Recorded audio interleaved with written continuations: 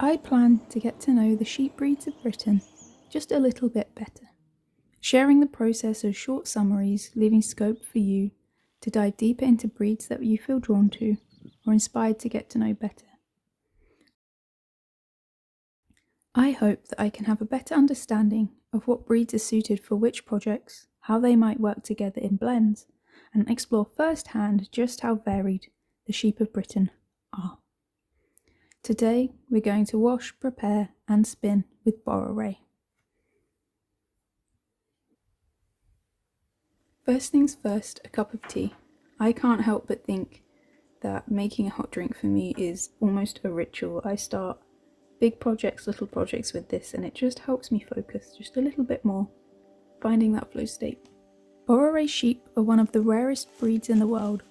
Found on St Kilda, St Kilda is a group of 4 small islands west of mainland Scotland. It includes Boreray, Dun, Herta and Soyer. These hardy sheep thrive in harsh conditions, producing a fleece as unique as their story. While the breed has faced challenges over the years, dedicated conservation efforts are helping to ensure the survival of these lovely little sheep.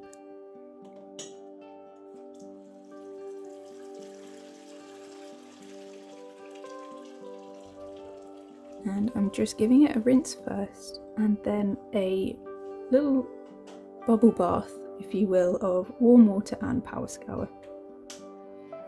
If you are looking to do a bit of reading on them, I really recommend listening or reading The Lost Flock by Jane Cooper. It is her story of moving from Newcastle to a Scottish island to help conserve these primitive sheep. Boreray wool tends to lean coarse, but there are plenty of finer examples too. The fleeces are rich in lanolin, and this seems to make it the perfect choice for knitting durable, weather-resistant garments. I'm thinking gadsies or coatigans. It would also seem to be sturdy enough for rug making. And while that does its magic, let's enjoy the hot drink.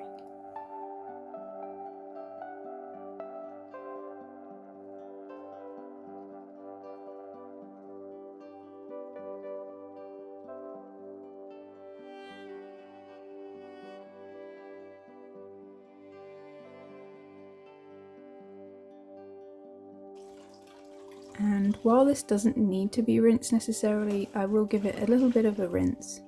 It's just out of habit, but I won't wash out all of the lanolin, just the bulk, because this was really greasy, which I have to say I really enjoyed. At this point I could really feel that it was that much coarser than many of the fibres I've ever worked with. The natural shades of Boreray wool range from silvery greys to earthy browns. It feels like they're reflecting the wild beauty of their native landscape, something that I long to see some more.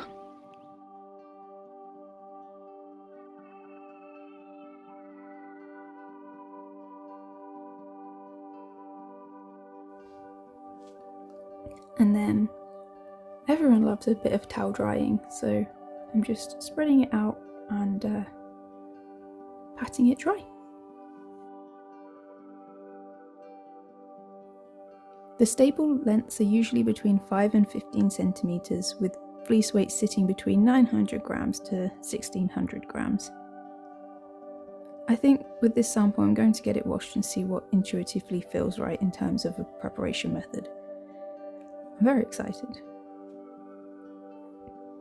If you have raised or processed with this fibre in the past, what else can you share with us? Do you have any tips for future me?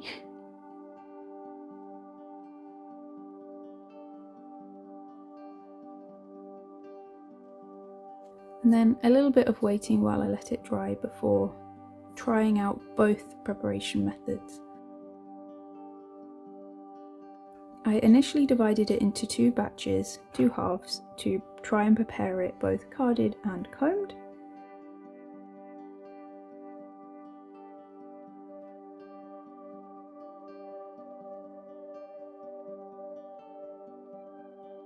By using Boreray wool, I feel like I'm supporting this endangered breed and preserving just a little piece of history. I think I'm a bit of a sucker for history.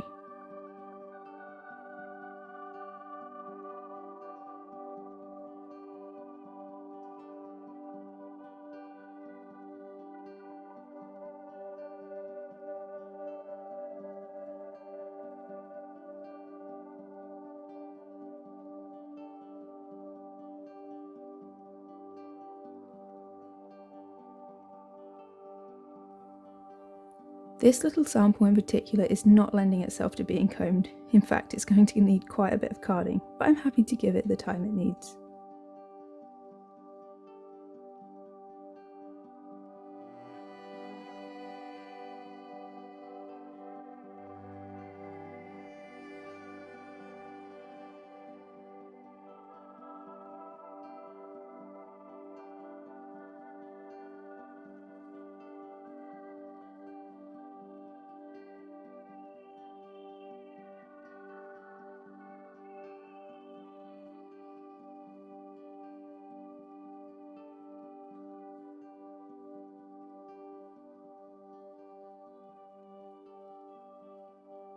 In the end, combing just didn't work, so I stuck with carding, but that's okay.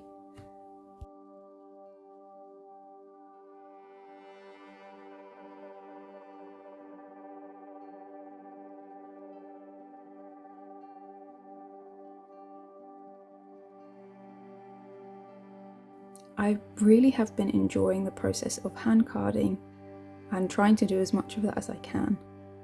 But I did feel that moving on to the drum carder was a sensible move, and I do really think it benefited the final preparation.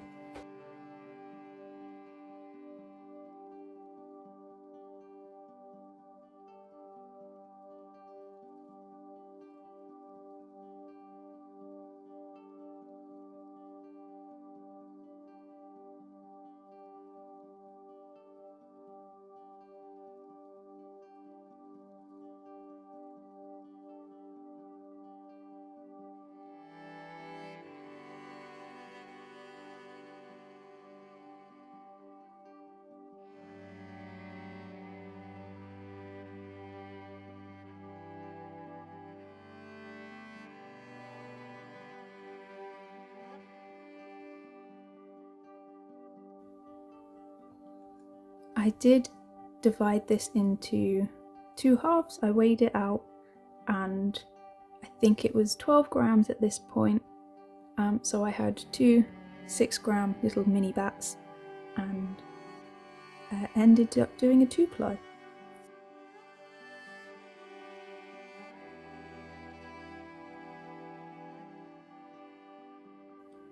It was really nice to spin. I'm working on long draw as a method of spinning.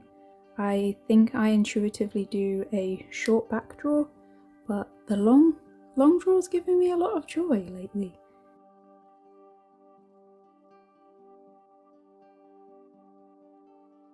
It feels like it's a bit speedier, which is not necessarily a reason to do it. It definitely gives me a much bouncier, lofty yarn, and I think it's good to be able to have the option of using both preparations.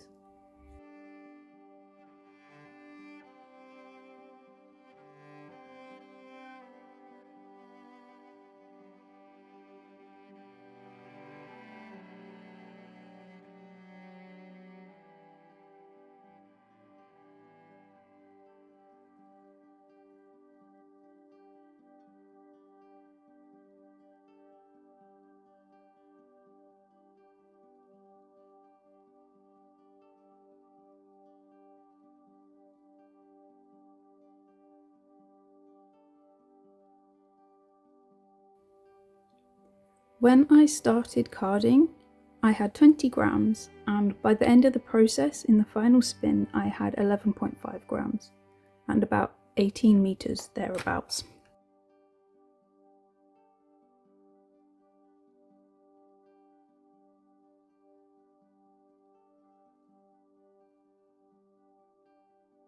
This sample was quite kempy, very coarse in parts, and had sheepy dandruff. Personally, I don't really mind, but I can see how it would be challenging for spinners that are hoping to, provide a little bit more consistency or make haste with the project.